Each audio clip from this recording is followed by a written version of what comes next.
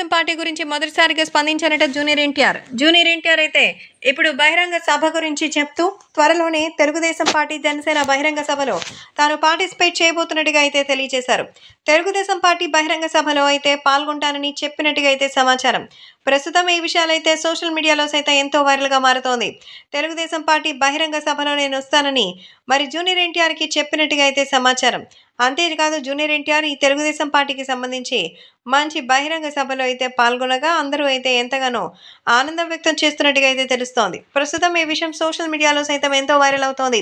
Junior NTR Telugu Desam party గురించి మరి ఎంతగానో ఆలోచించారు. ప్రస్తుతం తెలుగుదేశం పార్టీ గురించి మొదటిసారి స్పందించి ఇప్పుడు తన విషయాల్ని కూడా అనౌన్స్ చేసినట్టుగా అయితే తెలుస్తోంది.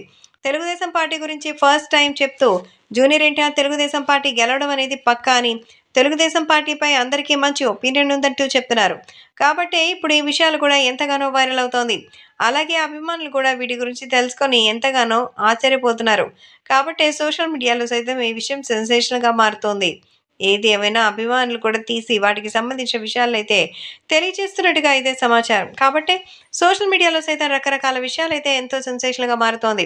జూనియర్ ఎన్టీఆర్ తెలుగుదేశం పార్టీలో రావడానికే ఇప్పుడు ఇన్ని పనులు చేస్తున్నారని, తాజాగా తన సినిమాల్ని కూడా పక్కన పెట్టారంటూ చెప్తున్నారు. 2024 ఎలక్షన్స్లో ఎలాగైనా గెలిచేది తెలుగుదేశం పార్టీ ప్రభుత్వమేనని, దానికోసం మీరు ఎన్ని రకాల ప్రయత్నాలు ఎంత చేసినా సరే ఉపయోగం లేదని సమాచారం అందుతోంది. కాబట్టి ఇప్పుడు సోషల్ మీడియాలో సైతం ఈ విషయాలు ఒక్కసారిగా వైరల్గా మారుతోంది.